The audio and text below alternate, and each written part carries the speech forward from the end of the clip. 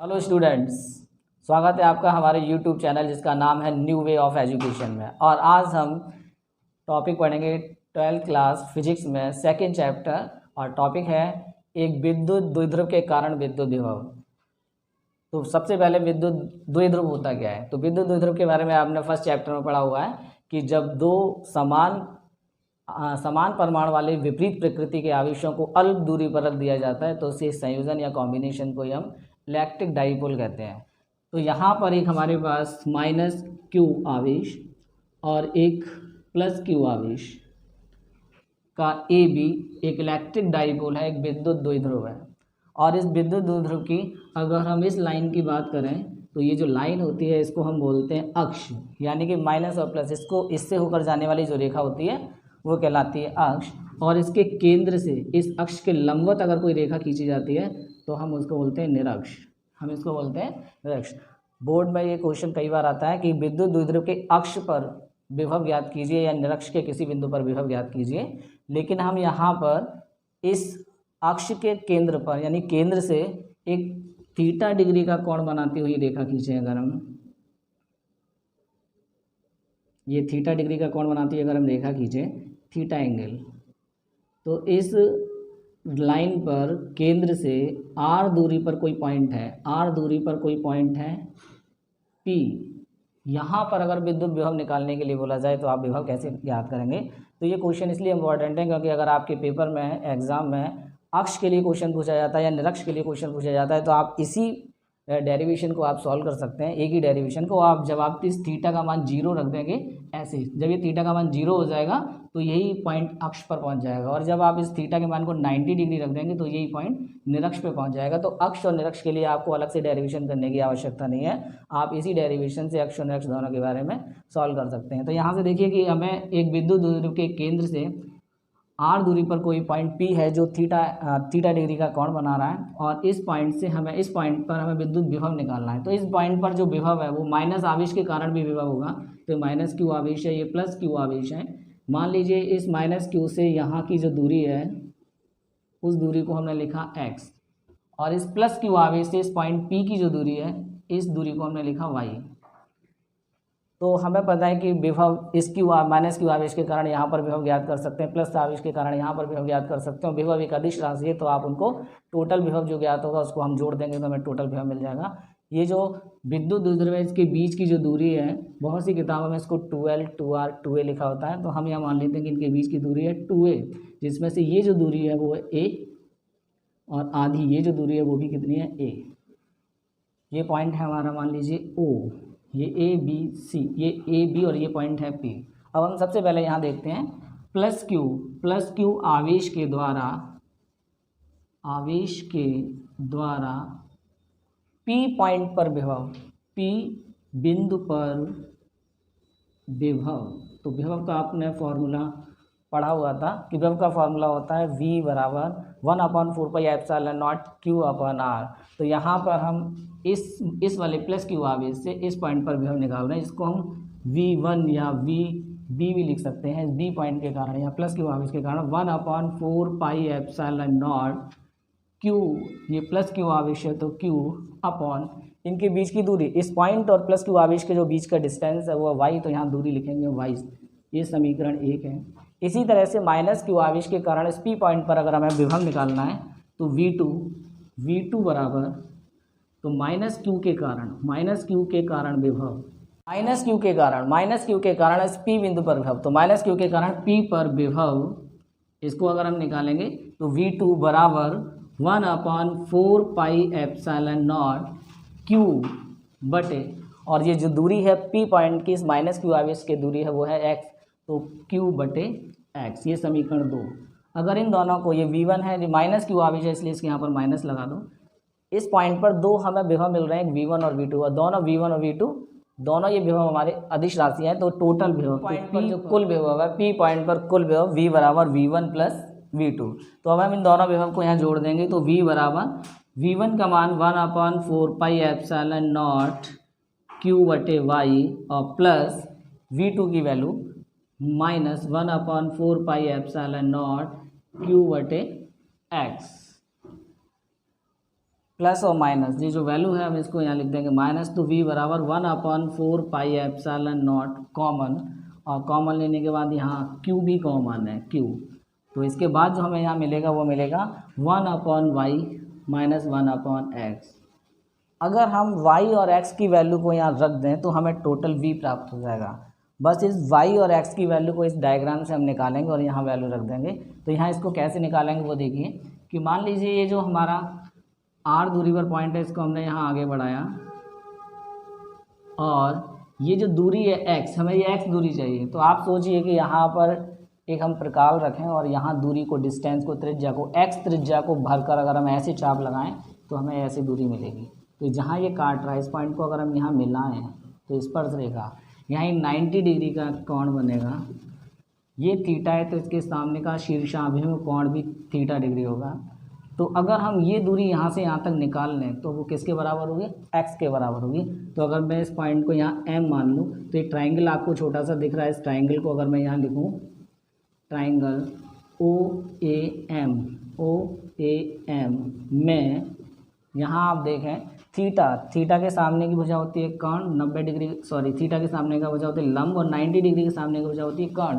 तो इसका जो कर्ण है, एक समकोण त्रिभुज में जो कर्ण है वो A है, ये जो आधार है OM, हम इस आधार को ही निकालना चाहते हैं, जिससे कि R में ये जो R डिस्टेंस है इसमें अगर आप OM जोड़ देंगे तो पूरा मिल जाएगा आपको X।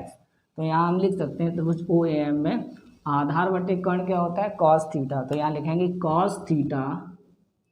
कॉस थीटा बराबर आधार है OM बटे कर्ण है A।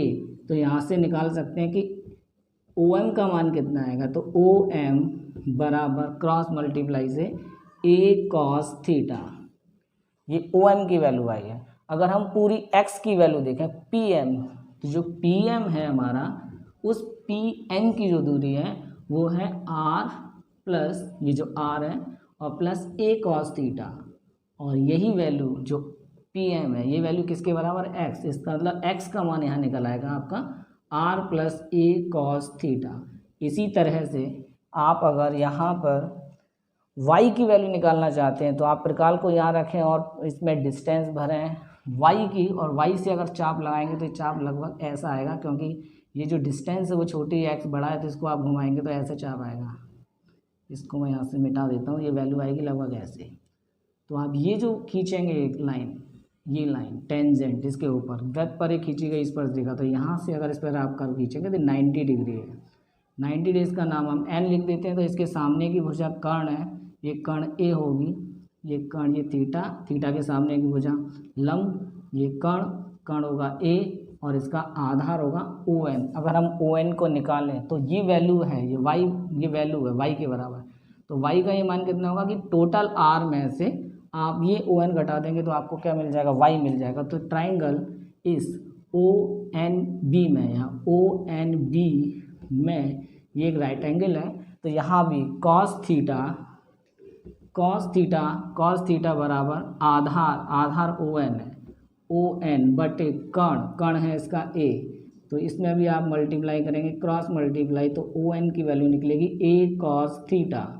आपको चाहिए PN, जो PN है वो निकलेगा यहाँ से PN बराबर R minus A cos theta, और यही हमारी y की वैल्यू है R minus A cos theta. अब आप इस वैल्यू को x और y को उठाकर आप यहाँ रख देंगे तो डेरिवेशन आगे बढ़ेगा। तो यहाँ हम लिखेंगे,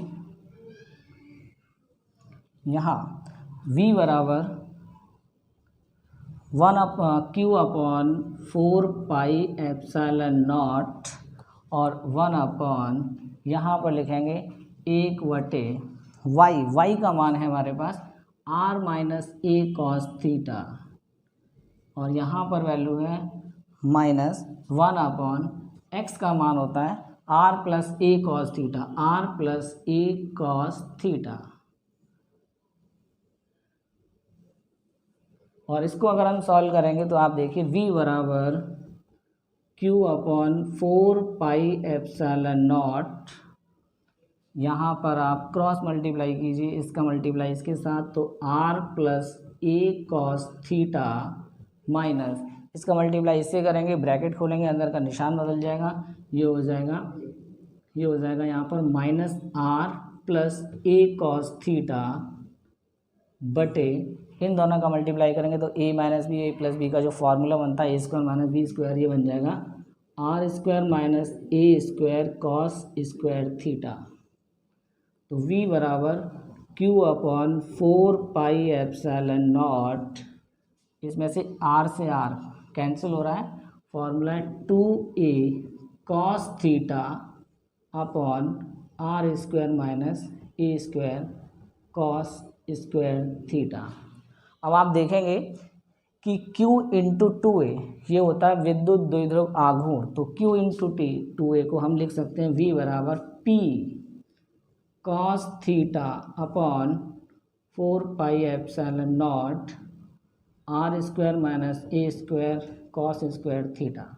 ये फार्मूला निकल कर आता है विद्युत द्विध्रुव के केंद्र से थीटा अंश का कोण बनाती रेखा पर r दूरी पर स्थित किसी p बिंदु पर विद्युत विभव v बराबर। अब हम यहाँ कंडीशन अप्लाई करते हैं, यदि थीटा की वैल्यू मान लीजिए थीटा की वैल्यू आपकी 0 डिग्री है, जब आप थीटा को 0 रखेंगे तो ये अक्ष पर पॉइंट होगा, अक्षीय स्थिति होगी, अक्षीय स्थिति में। तो अक्षीय स्थिति में आप देखेंगे तो cos 0 1 होता है, cos 0 1, तो यहाँ cos 0 की वैल्यू 1 रखेंगे तो v बराबर निकल कर आएगा v बराबर 1/4πε0 p upon R square minus ए स्क्वायर कॉस स्क्वायर थीटा। ये भी क्या होता है कॉस स्क्वायर 0, थीटा का मान हम 0 रखेंगे तो cos 0 1 होता है, तो ये भी लिख जाएगा 1, तो ये वैल्यू निकल कर आएगी। ठीक है, और बहुत सी जगह अगर हम यहाँ पर थीटा का मान 90 डिग्री रख दें तो थीटा बराबर जब आप 90 डिग्री रखेंगे तो cos 90 का मान होता है 0 रखने से cos 90 का मान यहाँ 0 रखेंगे तो ये पूरा 0 हो जाएगा, तो v बराबर निकल कर आएगा 0। तो निरक्षीय स्थिति में जो विभव का मान होता है वो 0 होता है। इसका मतलब है जब आप थीटा 0 रखेंगे तो अक्ष पर विद्युत विभव का मान निकल कर आएगा 1/4πε0 p upon R square minus ए स्क्वायर। और अगर आप निरक्ष पर विद्युत क्षेत्र की तीव्रता विद्युत विभव निकालेंगे तो वहाँ पर अब फार्मूला निकलेगा v बराबर 0। तो निरक्ष पर स्थित में कोई भी विभव का मान 0 होता है। स्पेशल केस में हम ये भी लिख सकते हैं यहाँ पर कि अगर r की वैल्यू, ये जो r है, ये जो r वैल्यू है, ये r अगर बहुत ज़्यादा बड़ा है इस a की तुलना में, क्योंकि विद्युत द्विध्रुव में दोनों आवेशों के बीच की जो दूरी बहुत कम होती है, तो ये दूरी बहुत कम है, r बहुत ज़्यादा है, तो r is very very greater than a। उस कंडीशन में आप इस a को निगलेक्ट कर सकते हैं, तो यहाँ फॉर्मूले लिख सकते हैं v बराबर 1/4πε0 p बटे आर स्क्वायर। तो ये डेरिवेशन है, ये यहाँ आज ख़त्म हुआ। बहुत ही इंपॉर्टेंट डेरिवेशन पेपर में कई बार पूछा जाता है, आप इसको नोट कर सकते हैं और अपने स्क्रीनशॉट ले सकते हैं। अगर आपको जहाँ भी ये वीडियो में कोई भी लाइन समझ में नहीं आती तो आप उसको अंडरलाइन कर कमेंट कर सकते हैं या फिर व्हाट्सएप पर भेज सकते हैं, तो इसका सॉल्यूशन आपको ज़रूर दिया जाएगा। और अगर वीडियो पसंद आई हो तो आप इसे लाइक करें, चैनल को अभी तक आपने सब्सक्राइब नहीं किया है तो सब्सक्राइब करें, जिससे आपको हर वीडियो का जो नोटिफिकेशन है वो आपको जल्द से मिल जाए। धन्यवाद।